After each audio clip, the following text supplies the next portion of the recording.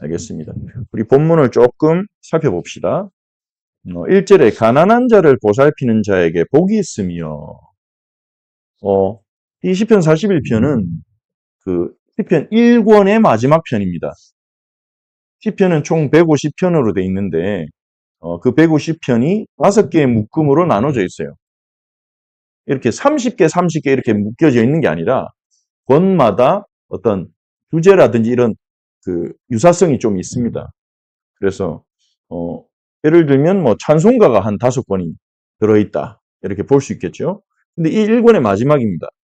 그런데 굉장히 유의미하게 시편 1편의 1절이 어떻게 시작했습니까? 복 있는 사람은 어떤 사람이 복이 있냐? 이것을 이제 선언하는 것으로 시편이 시작했죠. 복 있는 사람은 누굽니까? 악인의 꾀를 따르지 않고 죄인의 길에 서지 않고 오만한 자의 자리에 앉지 아니하고. 세상에는요, 돈 잘 버는 비법, 사람들에게 사랑받는 비법, 많은 비법들이 있어요. 그런데 그 비법들의 중심에는 하나님을 신뢰함이 없어요. 그래서 그것들은 악인들의 꾀가 될 수밖에 없는 겁니다.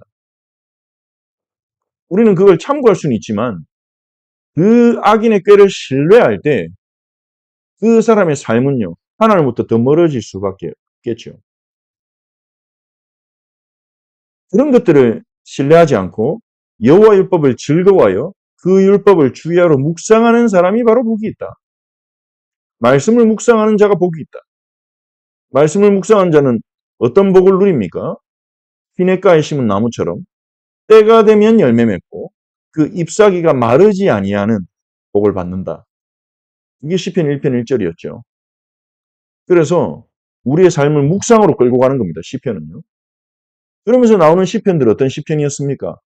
힘들어 죽겠을 때 고백, 배반당했을 때, 배신당했을 때, 주변 사람들이 배신당했을 때의 기도, 진짜 힘들어 죽을 것 같을 때 기도, 너무 억울한 일 당했을 때 기도, 응답받아서 기쁠 때의 기도, 여호와 하나님을 신뢰하니 내게 부족함이 없다는 기도, 묵상으로부터 시작된 많은 기도들이 나왔습니다. 그리고 1권의 마지막에서는요, 역시 복이 있나니로 끝나요. 가난한 자를 보살피는 자에게 복이 있으며 여호와 율법을 즐거워하고 묵상하는 것으로 시작했는데요. 그러한 복은 우리를 어디로 인도합니까? 내가 은혜 받고 내가 행복하고 내가 시냇가에 심은 나무처럼 많은 열매를 맺는 것으로 끝나지 않고 그 은혜를 가지고 그 응답을 가지고 가난한 자, 약한 자를 보살피는 거죠. 예수님의 팔복도 마찬가지입니다. 예수님의 팔복 가운데 전반부 사복은요. 심령이 가난한 자, 애통한 자, 그리고 온유한 자, 그리고 의에 굶주리고 목마른 자. 이 네 사람은요. 세상에서 버림받고 깨지고 아파하는 상태를 말합니다. 그렇다 할지라도 그것 때문에 예수님 만나면 그게 복이다. 그 사람이 낫다 이거예요. 세상에서 하나님 모르고 예수 그리스도 하나님의 지혜이시며 생명이신 예수를 놓쳤는데도 부유하기 때문에 그 부유함으로 즐거움을 맛보고 기쁨을 맛보기 때문에 자기 안에는 영적인 갈급함을 덮어버리고 그냥 나는 잘 살아. 나는 행복해. 이렇게 살아가는 사람보다 지금 심령이 가난하고 애통하지만 예수님을 만나고 예수님을 통해 하나님 나라와 영원한 생명을 얻는 사람이 복되다. 우리가 예수님을 만나는 게 복되다 이 말이죠. 그리고 5복부터 8복까지는요. 이 복을 받은 사람은 어떤 방향으로 나가야 되는가? 화평케 하는 자, 긍휼히 여기는 자, 의를 위하여 박해를 받는 자.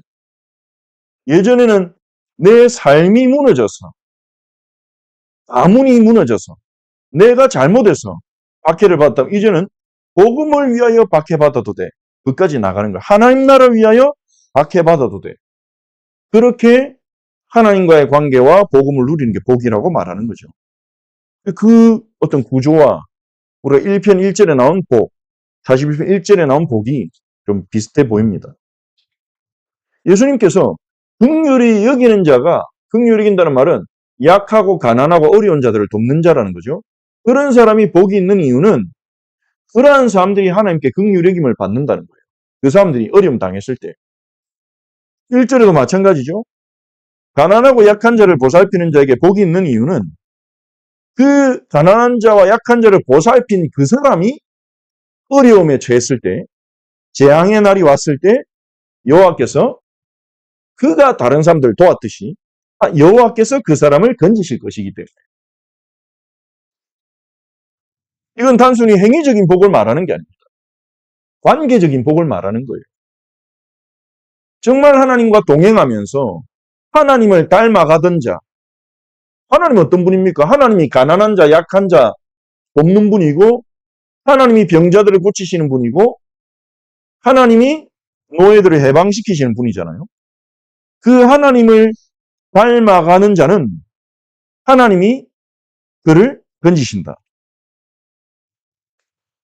그를 지키셔서 살게 하신다. 우리를 지키고 살게 하실 수 있는 분은 여호와밖에 없습니다. 곰곰이 생각해 보세요. 나를 지켜줄 수 있는 사람이 누가 있습니까? 재앙의 날에. 아무리 좋은 친구라도요. 좋을 때 좋지. 어려워지면요. 변하는 사람이 많습니다. 나를 진짜로 지키고 나를 살게 하실 수 있는 분은 하나님밖에 없어요. 하나님 우리에게 자녀를 너무 귀하게 여기게 하시고 사랑하는 마음 주셨지만 자녀들은 우리를 지키고 살릴 수가 없어요. 그 누구도 마찬가지입니다. 여호와께서 지키시는 자, 여호와께서 살게 하시는 자가 복 있는 사람입니다. 그 사람은 이 세상에서도 복을 누리는 거예요. 원수의 뜻에 맡기지 않습니다. 이 다윗이요. 지금 말하는 이 사람이 누굴까요? 가난한 자를 보살피는 자에게 복이 있다는 사실을 붙잡고 여호와께서 그 사람을 지키시고 살게 하실 것이라고 선언하죠. 믿음의 고백을 하죠. 지금 누구에게 하는 겁니까? 자기에게. 지금 자기가 위기 가운데 왔거든요. 다윗이. 다윗에게 재앙의 날이 왔어요. 어떤 문제가 왔냐? 3절에 보니까 병상에서 붙드시고 그의 병을 고쳐주시나이다. 병에 걸린 것 같아요. 무슨 병인지는 알 수 없는데. 8절에 나오죠. 악한 병이 그에게 들었으니 심각한 병에 걸린 거예요. 다윗이. 그 병상에서 다윗이 하나님 앞에 부르짖는 겁니다. 하나님, 제가 하나님과 동행하며 가난하고 약한 자들을 돌보지 않았습니까? 하나님, 재앙의 날을 만난 나를 지켜주시옵소서. 나를 지켜서 살게 하옵소서. 여기서 그를 그 원수의 뜻에 마치 제3자처럼 얘기하지만 자기 자신의 얘기라고 우리는 볼 수 있습니다. 원수들의 뜻에 맡기지 마십시오. 원수의 뜻대로 되지 않게 해주십시오. 여호와께서는 그를 병상에서 붙드시고 누워있을 때마다 병을 고쳐주시는 분이 아닙니까? 제 병을 고쳐주십시오. 그렇게 신앙을 고백하는 거죠. 하나님의 성품을 알고 긍휼히 이긴 자를 긍휼히 이기신 하나님의 성품을 알고 4절부터 9절까지는요. 간구라고 볼 수 있습니다. 다윗의 간구죠. 4절에 여호와여 내게 은혜를 베푸소서. 내가 주께 범죄하였사오니 나를 고치소서 하였나이다. 자신의 범죄로 인해서 지금 이 질병이 왔다고 다윗은 그렇게 생각하고 있습니다. 그래서 자기의 죄를 용서하시고 고쳐달라고, 은혜를 베풀어 달라고 그렇게 간구하고 있죠. 그러면서 이 자신이 질병을 당한 와중에 자신에 대해서 악담하는 사람들이 있습니다. 아픈 것도 힘든데. 우리 어떤 문제가 와서 재앙이 와서 사건이 터지거나 가족이 어렵거나 이러면 너무 힘든데 근데 그걸 보고 또 뒤에서 미웃거나 조롱하거나 이런 것들이 더 큰 상처를 준다 이거죠. 다윗 역시도 마찬가지입니다. 원수가 와서 악담하기를 언제 죽겠냐 저 다윗. 어느 때에 죽겠냐. 그의 이름이 언제 없어지겠냐. 그 말을 다윗에게 직접 했는지 아니면 다윗이 심정적으로 그렇게 느껴지는지 그건 알 수 없습니다. 하지만 자기가 죽기를 바라는 사람들이 있다는 거예요. 얼마나 그게 고통스러운 일입니까? 누군가가 우리가 빨리 죽기를 바란다. 그게 얼마나 끔찍한 일입니까? 6절에 나를 보러 와서는 이 병문안을 오는데 다윗에게 병문안 오는데 거짓을 말하고 그의 중심에 악을 쌓았다가 막 걱정해 주는 척 하는데 거짓말인 거예요. 보러 온 거예요. 얼마나 심각한가. 살겠냐 죽겠냐. 이거를 보러 온 거예요. 보러 와가지고 아이고 치료돼야 될 텐데 걱정이 됩니다. 마음이 아픕니다. 이렇게 거짓말하고 중심에 악을 쌓았다가 정보를 모으는 거죠. 말할 거리를 모아가지고 나가서 사람들 만나면서 퍼뜨리고 다니는 거예요. 널리 선포하오며 나를 미워한 자가 다 하나같이 내게 대하여 수군거리고 나를 헤아리고 그라며 자신에 대해 수군거리고 소문이 돌고 8절에 이르기를 악한 병이 그에게 들었으니 이제 그가 눕고 다시 일어나지 못하리라 하며 확신에 찬 다윗 죽겠는데 이제 끝났네 이렇게 비방을 한다는 겁니다. 얼마나 악합니까? 근데 이게 악한 줄도 모르고 한다는 거예요. 이 세상에서 굉장히 많이 일어난 일이죠. 악담하고 걱정해 주는 것처럼 하면서 상황을 파악해서 뒤에서는 뒷담화하고 그러면서도 나 이 사람 걱정해서 말하는 거야 이렇게 자기 스스로는 그렇게 믿는 거예요. 물론 이 사람 진짜 죽여야 되겠다. 이래서 뒤에서 뒷담화하는 사람도 있겠지만 그게 아닌 경우도 많죠. 자기는 자기 스스로를 속이고 나 이 사람 걱정돼서 말하는 거야. 그러면서 사람들이 오해하도록 자기 생각과 의견을 덧붙여가지고 말을 막 퍼뜨리는 거죠. 근데 9절에 보니까요. 내가 신뢰하여 내 떡을 나눠 먹던 식사를 같이 하던 사람이요. 다윗과 식사를 같이 하던 가까운 친구도 누군지는 모릅니다. 가까운 친구도 나를 대적하여 그의 발꿈치를 들었나이다. 발꿈치를 들었다는 말은 뭐냐면요. 뒤를 돌아서 나로부터 뒤돌아가지고 발꿈치를 들었다는 거예요. 그 말은 무슨 말이겠습니까? 떠나갑니다. 나를 버리고 떠나갑니다. 나의 가까운 친구도 나를 떠나가 버렸습니다. 몸도 아픈데 비방을 듣고 친구도 떠나가고 이게 얼마나 힘든 상황입니까? 우리에게도 이런 날들이 올 수 있죠. 하나님 자녀에게 이런 날들이 올 수 있습니다. 성경은요, 복음은 예수 믿으면 절대 어려운 일이 안 생길 것이다. 약속하지 않습니다. 우리가 그리스도 안에서 누리는 평탄함은요, 길이 평탄해서 평탄한 게 아닙니다. 길이 울퉁불퉁하고 사망의 음침한 골짜기일지라도 그리스도가 우리를 붙들고 계시니 평안을 누리는 거예요. 찬송가, 내 영혼 평안에 그 내 영혼 평안에 찬송가를 지은 스페포드 목사님 같은 경우에도 이 사랑하는 자녀들을 잃었지만 사고로 그런 가운데 이게 설명할 수도 없는 마음의 평안함이 밀려온단 말이에요. 내 딸들은 구원받아 하나님 자녀, 하나님 나라에 가 있겠구나. 그게 확신이 딱 들면서 내가 아직 살아있지만 나도 언제 죽을지 모른다. 하지만 내 딸을 그의 나라로 데려가신 주님이 나를 붙들고 계시니 내 생명을 붙들고 계시니 내 영혼 평안해. 평안입니다. 하나님 우리에게 약속하시는 거예요. 다윗이 10절에 고백합니다.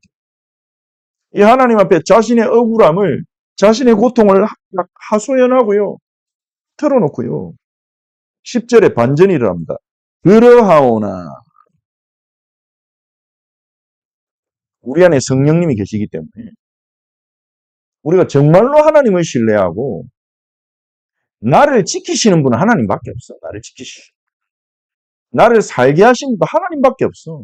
나를 고치실 분도 하나님밖에 없어. 내가 이 땅에 병원이나 의술에 도움은 받지만 진짜 나를 고치시고 강건케 하시는 분은 여호와밖에 없어. 그 사실을 믿고 그분 앞에 내 아픈 거 힘든 거 토로하게 되면요. 우리 안에는 성령이 계시기 때문에 우리 안에 반전이 일어납니다. 어떤 반전이 일어납니까? 그러하오나. 불신앙으로 안 끝나요. 진짜 하나님 신뢰하고요. 다 털어놓으면요. 성령님이 들으시고 우리 안에 새로운 믿음을 주십니다. 그러하오나. 성령의 역사, 성령의 감동, 성령의 조명. 이게 우리를 살리고 변화시키는 거예요. 생각이 바뀌고 보이는 게 달라지는 겁니다. 주 여호와여 내게 은혜를 베푸시고 나를 일으키사 내가 그들에게 보응하게 하소서. 다윗이 복수하겠다 이런 말이겠습니까? 하나님. 다윗이 일어나는 것 자체가 보응이에요. 아, 저 다윗 죽겠구나. 아, 죽었네. 끝이네. 이런데 다윗이 멀쩡하게 살아나서 하나님께 영광 돌린다. 그 자체가 보응입니다. 하나님 살아계심을, 하나님이 다윗과 함께 하심을 나타내는 거죠. 내 원수가 나를 이기지 못하오니 주께서 나를 기뻐하신 줄을 내가 알았나이다. 확신이 나옵니다. 이런 확신을 우리가 가진다고 가지십니까? 우리 안에서 올라오는 거죠. 내 원수가 나를 이기지 못합니다. 그들이 아무리 떠들어도, 그들이 아무리 뒤에서 비방해도, 소문을 만들어도, 협잡을 해도 나를 이기지 못합니다. 이게 자신감입니까? 아니죠. 주님이 나를 기뻐하시는데 나는 주님이 기뻐하는 자인데 어떻게 그런 협잡이 나를 무너뜨릴 수 있겠냐 하는 믿음이 딱 생겨죠. 하나님 떠들라 하십시오. 그들 나를 이기지 못할 겁니다. 제가 주님이 나를 기뻐하신 줄 제가 알았습니다. 하나님이 다윗에게 이 확신을 주시는 거예요. 주님이 나를 기뻐하시는구나. 주님이 나를 사랑하시는구나. 이 확신을 딱 주시는 거예요. 여러분 이 확신 가지고 사시기 바랍니다. 이 확신이 날마다 넘쳐나시기 바랍니다. 하나님 나를 사랑하시는구나. 사랑한다는 증거 확실합니다. 아들을 보내셨잖아요. 사랑한다는 증거 확실합니다. 하늘 영광 버리고 성육신 하시고 우리 대신 십자가에 달려 죽으셨잖아요. 우리의 모든 죄를 하나님이 자기가 떠맡으시고 자기 아들 예수에게 벌을 내리셨습니다. 빈노를 부으셨습니다. 얼마나 우리를 기뻐하시면 그렇게까지 하시냐고요. 그걸 우리가 붙잡고 살아야 됩니다. 남들이 나한테 악담하는 거, 사랑하는 친구가 나로부터 돌아선 거, 내 몸이 아픈 거, 내 가정에 골치 아픈 일이 있는 거, 우리가 이거 붙잡고 살면요. 이 사단이 우리 마음을 계속 흔들어놔요. 그래, 힘든 게 맞아. 당연히 힘든 거예요, 그거는. 네가 그렇게 힘들어하고 다운되는 거 당연한 거야. 이렇게 우리의 마음을요, 계속 거기에 머물게 합니다. 그러면서 뭔가 기도 안 되고, 그러면서 뭔가 말씀 놓치고, 말씀 읽어도 눈에 안 들어오고, 이렇게 하나님부터 싹 멀어지게 만든 거예요. 근데 우리가요, 힘들수록 하나님 앞에 힘든 거 다 털어놓고, 나를 살릴 분은 여호와 하나님, 아버지밖에 없습니다. 그 예수밖에 없습니다. 그분 앞에 힘든 거 다 털어놓고, 뭐, 대단한 기도 나오기 힘들어 죽겠는데 무슨 대단한 기도가 나오겠습니까? 힘들어요, 예수님. 나 너무 답답해. 어떻게 저한테 그럴 수가 있어요, 저 사람. 어떻게 그런 말을 하고 다녀요, 주님. 저 사람 하나님 안 믿습니까? 왜 저래 함부로 말하고 다닙니까, 하나님? 하나님 그게 맞습니까? 털어놓는 거죠. 그때 성령께서 우리의 마음에 반전을 일으키시는 거죠. 그러하오나 떠들든 말든 주님이 나를 기뻐하신 줄 내가 압니다. 주님이 나를 사랑하신 줄 내가 압니다. 12절에 주께서 나를 온전한 중에 붙드시고 영원히 주 앞에 세우시나이다. 주님이 나를 딱 붙드시고 영원히 주님 앞에 세우신 줄 믿습니다. 내가 부족하지만 거룩하게 만들어가면서 주 앞에 세우신 줄 믿습니다. 성화는요, 우리가 거룩하게 돼야 된다는 게 아니에요. 하나님 자녀 됐으니까 거룩해져야지. 아닙니다. 성화는요, 성령께서 우리를 거룩하게 만들어 주신다는 거예요. 성령께서 우리의 삶을 변화시켜 주신다는 거예요. 어떻게 해요?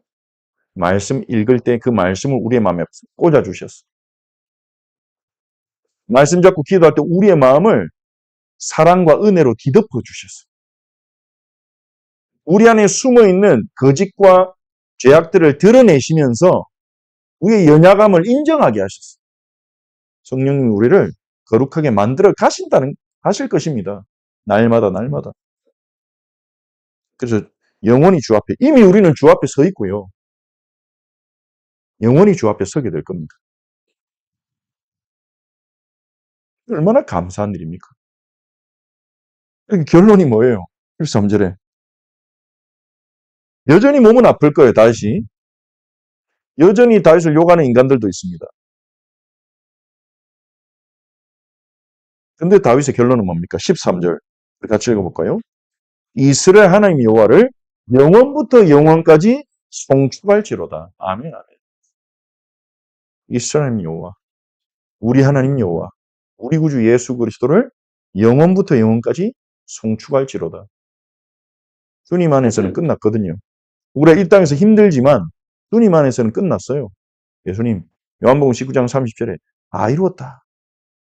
주님 안에서는 다 끝났어요. 우리는 또 붙잡으면 됩니다. 안 붙잡아집니다. 그러면 안 붙잡아지는 걸 하나님 앞에 다 털어놓는 거예요. 안 붙잡아집니다. 기도가 안 되는데 기도 안 되는 걸 털어놓고 주님 앞에 가기만 하면 됩니다. 우리 이미 약속이 있습니다. 신분도 바뀌었습니다. 하나님 자녀잖아요. 그냥 가진 거 가지고 주님 앞에 나갑시다. 불신앙밖에 없다. 불신앙 가지고 나가면 되고요. 원망밖에 없다. 원망 가지고 주님 앞에 나가고요. 상처밖에 없다. 상처 가지고 주님 앞에 나가고요. 주님 앞에 다 쏟아놓는 거예요. 그때 성령님이 우리 안에서 일하십니다. 우리 아픈 마음 치료하시고 우리를 일으켜 세우시고. 근데 우리는 어떻게 속냐? 내가 하나님 앞에 나갈 자격이 있겠나? 이런 은혜를 받아놓고도 여전히 상태가 이런데 그러면서 자꾸 내 힘과 내 의지로 불신앙을 버리고 바로 하려고 노력을 합니다. 생각을 자꾸 그럽니다. 내가 이제 불신앙 안 해야 되겠다. 기도해야 되겠다. 이러면서 기도 안 해요. 근데 주님은 있는 모습 그대로 나오기를 원하세요. 주님 앞에 가야 우리가 살거든요. 그래서 이 결론이 딱 나면요. 할 말이 딴 게 없어지죠. 내가 자랑할 것도 없어지고 여호와 하나님을 영원부터 영원까지 봉축할지로다. 하나님을 찬양할 수밖에 없는 거죠. 하나님이 나를 지으시고 하나님이 나를 구원하시고 하나님 나를 지키시고 하나님 나를 거룩하게 해나가시니 내가 주님께 드릴 수 있는 것은 송축밖에 없다. 찬양밖에 없다. 그렇게 결론이 나아지게 되는 것입니다. 이 결론을 붙잡고 기도합시다. 결론을 붙잡고 하나님 아버지 앞에 여러분 시편 41편을 읽으시면서 기도하셔도 좋겠습니다. 우리 함께 말씀 붙잡고 기도하겠습니다. 가난한 자, 약한 자를 보살피는 자가 복 있게 하신 하나님, 재앙의 날에 여호와께서 그를 건지시고 지키시고 살게 하시고 이 세상에서 복을 받게 하신 줄 믿습니다. 그가 병상에 누웠을 때 그 병을 고치실 줄 믿습니다. 하나님, 우리가 주님을 알고 주님을 닮아가기를 원하며 주님이 죄인인 우리를 긍휼히 여기셨듯이 주님이 불신앙하는 우리를 긍휼히 여기셨듯이 우리도 약한 자, 아픈 자들을 가난한 자들을 긍휼히 여기며 돕는 자로 살게 하옵소서. 아버지께 받은 사랑을, 아버지께 받은 은혜를, 아버지께 받은 긍휼을 전하는 나누는 자로 살아가도록 은혜를 베푸소서. 주님, 우리에 대하여 누군가가 악담하고 거짓말을 하고 또 사랑하는 자가 배반하고 관계가 깨어지고, 주님, 우리가 이 땅을 사는 동안에 그런 일들이 너무나 종종 자주 일어납니다. 주님, 그 속에 빠지지 않게 하옵소서.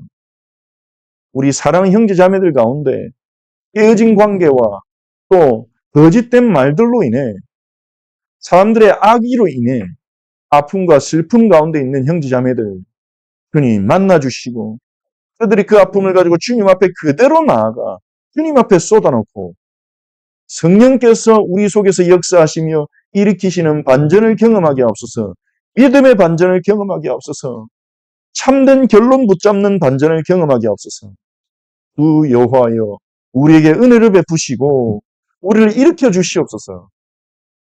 우리의 영적 상태를 일으켜 주시옵소서. 영적으로 힘이 빠지고 낙심한 형제 자매들이 있다면 일으켜 세워 주시옵소서. 원수가 그들을 무너뜨릴 수 없다는 결론이 나게 하옵소서. 우리가 주님이 기뻐하신 자요, 주님이 택하신 자인 사실을 기억하게 하옵소서. 주님, 우리를 붙들어 주시고 영원히 주 앞에 서게 하셨습니다. 은혜에 감사드립니다. 이스라엘 여호와를 영원부터 영원까지 송축합니다. 우리 주 예수 그리스도를 영원부터 영원까지 송축합니다. 날마다 주 예수께서 베푸신 은혜를 기억하고 날마다 주 예수를 찬송하며 살아가는 저희들이 되게 하옵소서. 감사드리며 살아계신 주 예수 그리스도의 이름으로 기도합니다.